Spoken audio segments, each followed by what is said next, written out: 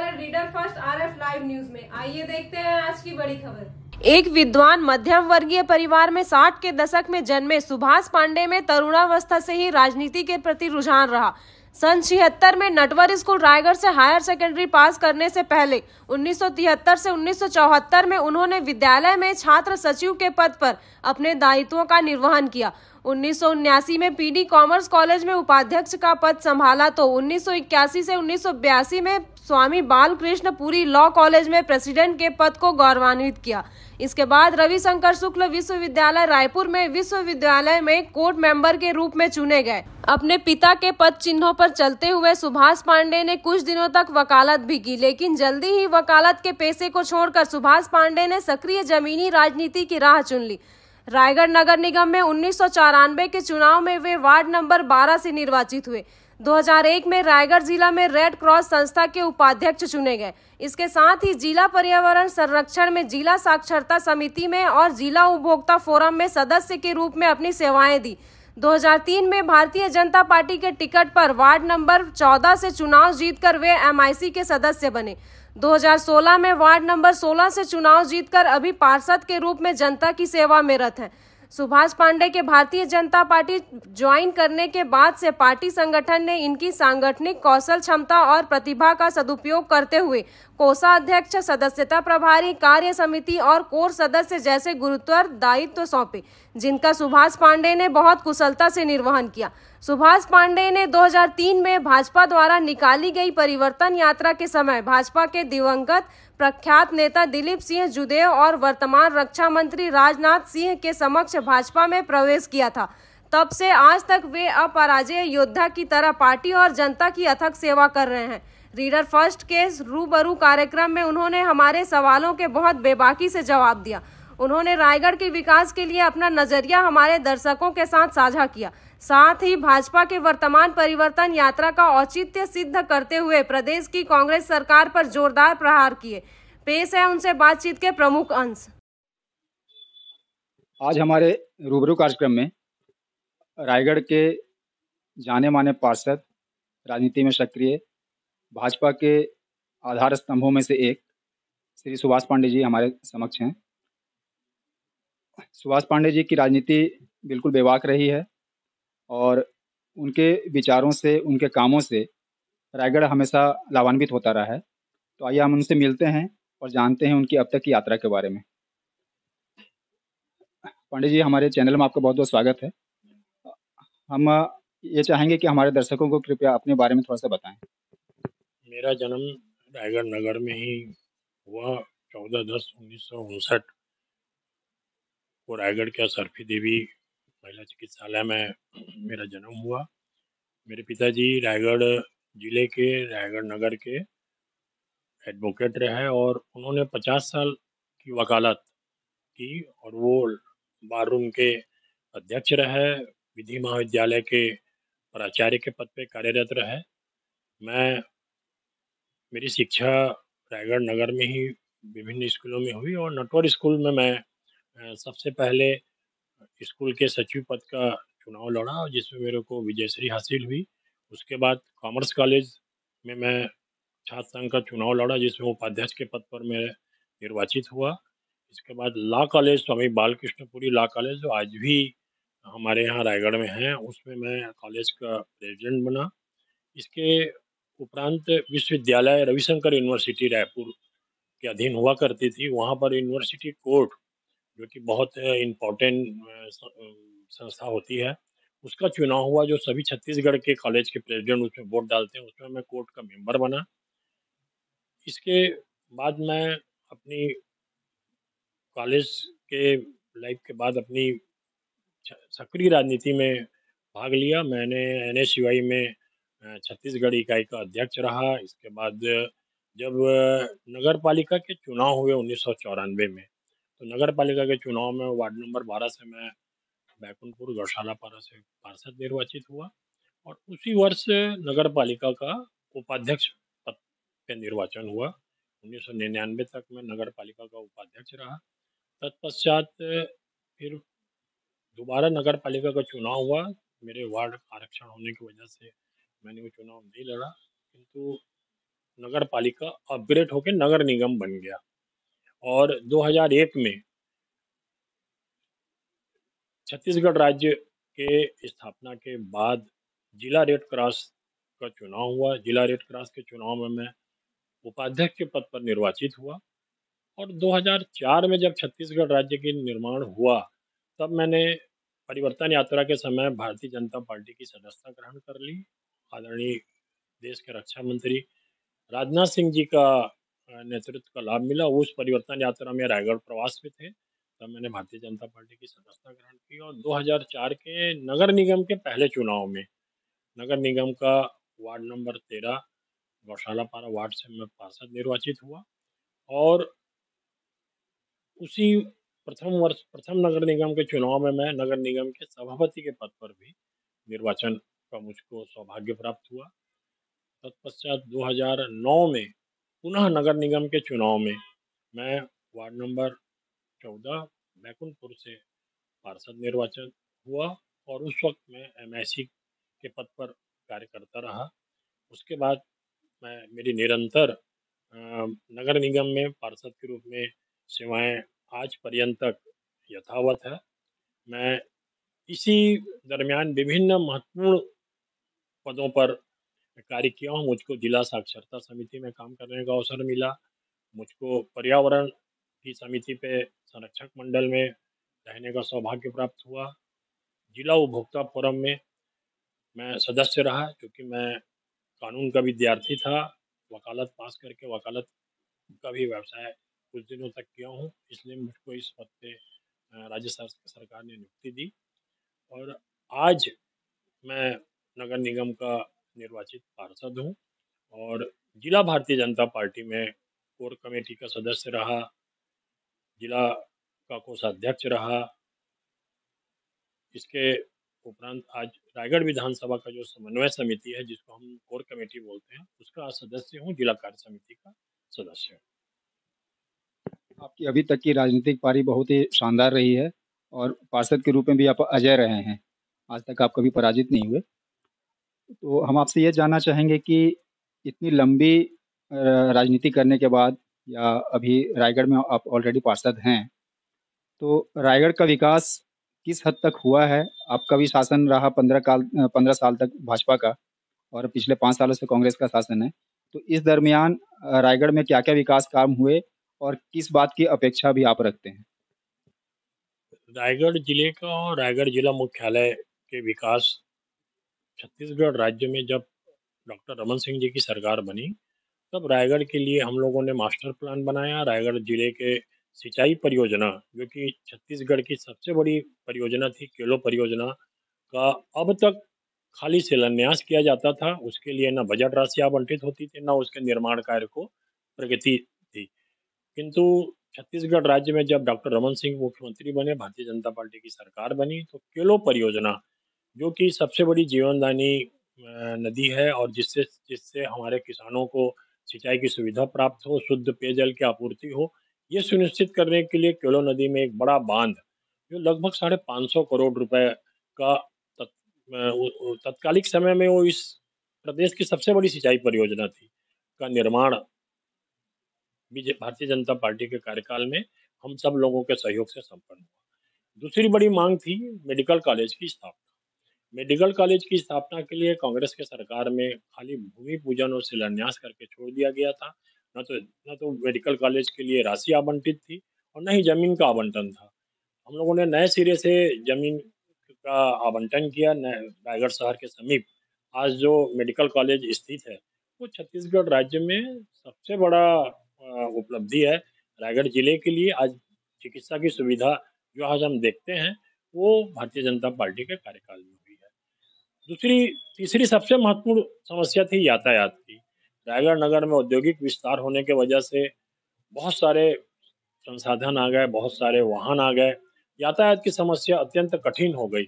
आज हम देख रहे हैं तो यातायात को सुव्यवस्थित करने के लिए केलो नदी में 6 पुल का निर्माण हम अपने कार्यकाल में किए हैं, जिससे यातायात सुगम हुआ। केलो नदी के ऊपर चकधर नगर से आने जाने के लिए एक मात्र पुल हुआ करता था, जिसके वजह से लोग घंटों इस तरफ इंतजार करते थे और शहर वाले शहर तरफ इंतजार करते थे।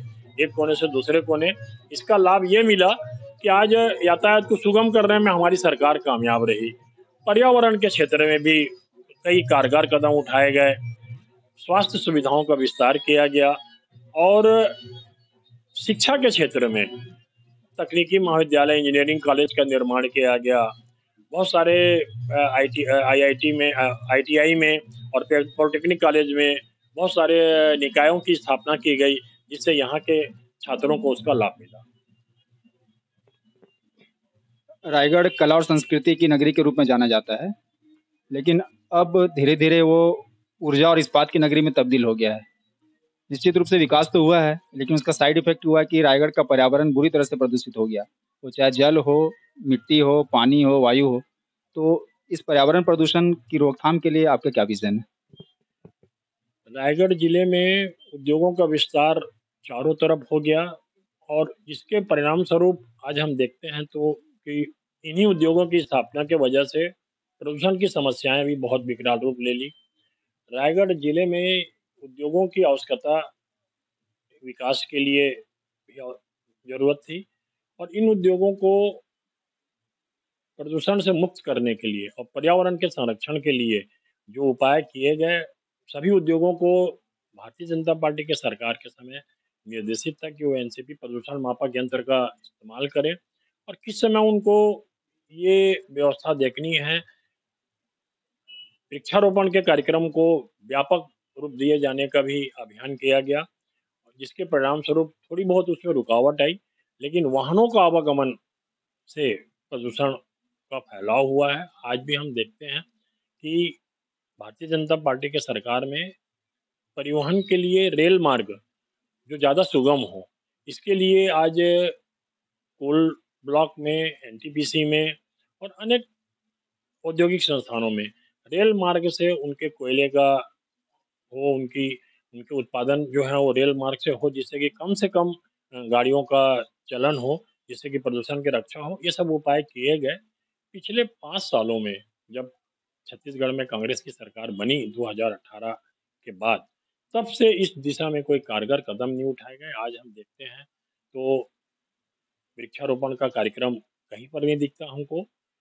वाहनों का आवागमन में कोई रुकावट नहीं है, लोग सैकड़ों की संख्या में वाहन जा रहे हैं।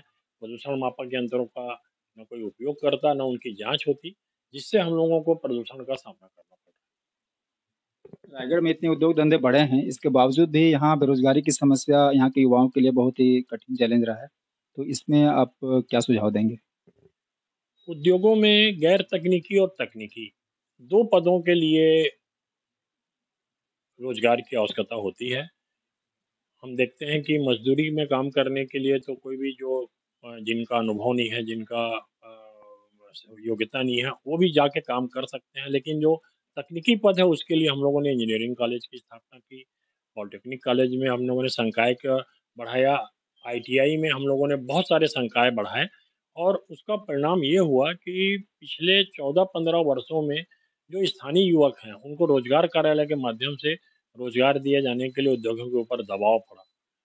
आज वो दबाव दिखता नहीं है। आज बेरोजगारी की संख्या बढ़ी हुई है। रोजगार मेला लगाते हैं, उसमें रायगढ़ जिले से बाहर के युवक भी आके, विभिन्न दूसरे प्रांतों से आके वहाँ पर रोजगार प्राप्त कर रहे हैं।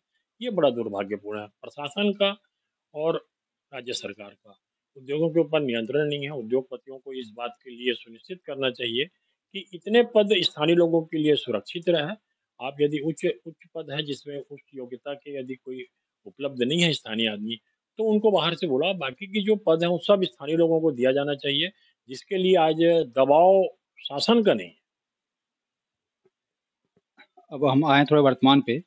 अभी पिछले 5 सालों से भाजपा फिर से जद्दोजहद कर रही है सत्ता हासिल करने के लिए, और इसी के मद्देनज़र अभी परिवर्तन यात्रा भी निकाली गई है पार्टी संगठन की ओर से। अभी कल परसों ही यहाँ से परिवर्तन यात्रा रायगढ़ से गुजरी है। तो इस परिवर्तन यात्रा का कितना असर यहाँ के मतदाताओं पर पड़ेगा और भाजपा अपने उद्देश्य में कितना सफल रहेगी? आगामी नवंबर महीना में छत्तीसगढ़ राज्य के विधानसभा चुनाव होने जाने हैं। पिछले 5 वर्षों में कांग्रेस ने जो अपनी जन घोषणा पत्र जारी की थी, जो उनका संकल्प पत्र था, जो उन लोगों ने जिसके आधार पे उनको एक बड़ा जनादेश मिला था, कांग्रेस ने कहा था कि हम बेरोजगारों को रोजगार भत्ता देंगे। कांग्रेस ने कहा था कि हम पूर्ण शराबबंदी करेंगे। कांग्रेस ने कहा था कि हम महिला स्व सहायता समूह का कर्जा माफ करेंगे। हम वृद्धा पेंशन और निराश्रित पेंशन की राशि बढ़ा देंगे। आज हम देखते हैं कि कांग्रेस ने इन 5 वर्षों में एक भी वादा पूरा नहीं किया। आज बेरोजगारी भत्ता का सवाल है तो इन लोगों ने उन लोगों को बेरोजगारी भत्ता में ऐसे नियम बना दिए जिससे हजारों लाखों बेरोजगार युवक इस योजना का लाभ लेने से वंचित है। कुछ हजार लोगों को रोजगार भत्ता दे के भूपेश बघेल यश प्राप्त करना चाहते हैं, जो मुझको दिखता नहीं है। महिलाओं के साथ बहुत बड़ा छलावा किया गया। शराबबंदी किए जाने का वादा उन्होंने किया था। इससे प्रभावित होकर महिला मतदाता उनको बहुत बड़ी संख्या में वोट डाली थी, क्योंकि शराब से सबसे ज़्यादा नुकसान, सबसे ज़्यादा प्रभावित हमारी मातृशक्ति होती है, महिलाएं होती हैं। वो उस चीज़ को देखकर उन लोगों ने कहा कि भाई अब इस सरकार में शराबबंदी हो जाएगी, लेकिन शराबबंदी करने को छोड़ के शराब दुकानों की संख्या बढ़ गई, होम डिलीवरी चालू हो गई और शराब का घोटाला भी हुआ, जिसको कि अभी कई जांच एजेंसियां उसकी जांच कर रही हैं। वृद्धा लोगों का पेंशन और निराश्रित पेंशन की राशि 1500 से 2000 रुपये करने की बात राज्य राज्य सरकार ने की थी कांग्रेस के घोषणा पत्र में, लेकिन मात्र 100 रुपये का बढ़ा के उन लोगों ने उनका भी अपमान किया है। हजारों लाखों की संख्या में महिला स्व सहायता समूह है, उनके कर्ज माफ किए जाएंगे, ये घोषणा माननीय मुख्यमंत्री जी ने किया था। ये घोषणा भी पूरा होते नहीं दिखता। शहरी क्षेत्रों में संपत्ति कर माफ किए जाने का बहुत असर पड़ा था। शहरी मतदाताओं का रुझान कांग्रेस के प्रति इसलिए था कि संपत्ति कर आधा हो जाएगा और हम लोगों को इसका लाभ मिलेगा। संपत्ति कर आधा नहीं हुआ, संपत्ति कर की राशि बढ़ा दी गई। शहरी क्षेत्रों में भूमिहीनों को पट्टा दिए जाने का ये लंबे समय से उनकी मांग है कि जिन लोग नजूल जमीन में अपना स्वयं का आवास बना रखे हैं 200-500 स्क्वायर फीट में, उनको आज पट्टा नहीं है उनके पास, जिसके वजह से उनको बैंकों का लोन नहीं मिलता, वो कहीं पर भी बंधक नहीं रख सकते और आज भी उनको लगता है कि जिस जगह हम लोग मकान बनाए हुए हैं वो हमारा नहीं है, सरकार इसमें हमको पट्टा देगी, ये उन लोगों ने घोषणा की थी। आज भी पट्टा वितरण किए जाने का घोषणा उनका अमल नहीं हो रहा है। उन लोगों ने 152% में शासकीय जमीनों को बेच दिया, नीलाम कर दी, जिसका परिणाम स्वरूप सरकार की विभिन्न योजनाओं के लिए आज उपलब्ध नहीं है जमीन। इन सब बातों को लेकर भारतीय जनता पार्टी छत्तीसगढ़ के जनता के बीच जा रही है। हमारी 2 परिवर्तन यात्रा, एक माता दंतेश्वरी से जगदलपुर से निकली और एक बुढ़िया रानी जसपुर में पूजा करके जसपुर से निकली है। ये 85 विधानसभा की यात्रा पूर्ण करके 28-29 तारीख को बिलासपुर में इस परिवर्तन यात्रा का समापन होगा। यह परिवर्तन यात्रा कल रायगढ़ भी आया और रायगढ़ में भी इसका हम लोगों ने स्वागत सभा किया, बहुत भव्य स्वागत हुआ और ये परिवर्तन यात्रा फिर खरसिया विधानसभा के चपले और खरसिया होते हुए चंद्रपुर विधानसभा में प्रवेश हुआ है। आपको जानकारी देकर मुझको खुशी हो रही है कि इस भीषण बरसात में परिवर्तन यात्रा को बहुत प्रतिसाद मिल रहा है। हजारों की संख्या में लोग, 10,000 लोगों की संख्या में सभाएं हो रही हैं। तमनार में हमारी बहुत बड़ी सभा हुई, घरघोड़ा में हमारी सभा हुई, छाल में हमारी सभा हुई। हजारों लोगों ने उसमें पार्टिसिपेट किया और नौजवान लोग बहुत ज़्यादा इस परिवर्तन यात्रा में आ रहे हैं। नए मतदाताओं के मन में ललक है, फिर से भारतीय जनता पार्टी की सरकार इस परिवर्तन यात्रा के माध्यम से छत्तीसगढ़ में बनेगी। क्या आपको लगता है कि परिवर्तन यात्रा के माध्यम से प्रदेश में सरकार चेंज हो जाएगी, जबकि इसके बरक्स ये कहा जा रहा है कि भूपेश सरकार ने किसान और धान की राजनीति में भाजपा की तुलना में बाजी मार ली है, तो आपकी परिवर्तन यात्रा भूपेश के धान किसान की राजनीति के आगे कहाँ ठहरेगी? किसानों को ये अच्छी तरह से मालूम है कि उनको जो उनका समर्थन मूल्य, मिनिमम सपोर्ट प्राइस जो मिलता है, वो भारत सरकार के आदरणीय प्रधानमंत्री नरेंद्र मोदी जी के द्वारा घोषणा के पश्चात मिलता है। नरेंद्र मोदी जी ने मिनिमम सपोर्ट प्राइस सारे कृषि उत्पादन पे 2014 से लेकर आज 2023 तक हर वर्ष वृद्धि की है।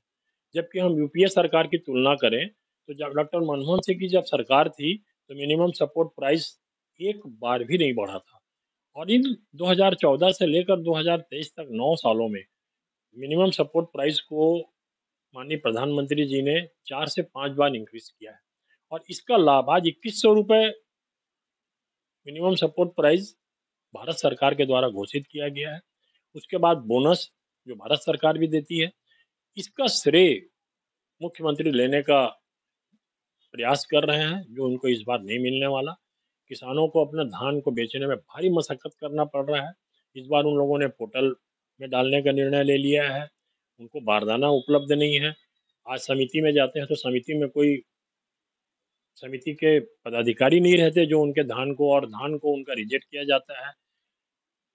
उनके उनके जो 15 एकड़ और 20 एकड़, 1 एकड़ में 15 क्विंटल 20 क्विंटल धान खरीदे जाने का उनके साथ छलावा किया गया। पिछले वर्षों में उन लोगों ने धान को बेचने में भारी तकलीफ का सामना करना पड़ा है। ये किसान भूले नहीं हैं और आज वो जानते हैं कि यदि उनको पूरे 5 वर्ष बोनस का लाभ लेना है, मिनिमम सपोर्ट प्राइस में वृद्धि करनी है, तो भारतीय जनता पार्टी का चयन करेंगे। कांग्रेस के इस भुलावे में अब नहीं आएंगे उन्होंने कि किसानों को धान खरीदी में उनको हिस्सा ज़्यादा मिलेगा। इस बात के लोभ में अब कोई किसान नहीं आने वाला छत्तीसगढ़ का। एक अंतिम सवाल, आप एक लंबी पारी खेलने के बाद आने वाली नई पीढ़ी को क्या संदेश देना चाहेंगे राजनीति को लेकर के स्पेशली? नए लोगों का परिवर्तन ही समाज का नियम है। हमेशा नए लोग आते हैं और नए और युवा लोगों को राजनीति के क्षेत्र में काम करने में संयम, अनुशासन और धैर्य की गंभीर आवश्यकता है। आज आप बहुत कम समय में बड़ी मुकाम हासिल करने का यदि आप कल्पना करेंगे तो वो बहुत क्षणिक होगा और जिन जिन जिन लोगों को भी इस क्षेत्र में आना है, जिन युवकों को, मैं उनको समझाइश दूंगा कि वो एकाग्रता से, अनुशासन से और धैर्य और संयम से राजनीतिक क्षेत्र में अपना काम करें। उनको निश्चित रूप से सफलता मिलेगी और सेवा की भावना से, समर्पण से राजनीति में आना चाहिए। यदि उनको ये लगता है कि राजनीति में हम लोग अन्य कोई और लाभ अर्जित कर लेंगे तो ये उनका भूल होगा। उनको इस बात को समझना है कि जनता की जितना सेवा करेंगे उतना उनको यश प्राप्त होगा, उतनी उनकी लोकप्रियता बढ़ेगी। ये मापदंड ही राजनीति में सफलता का कारण है।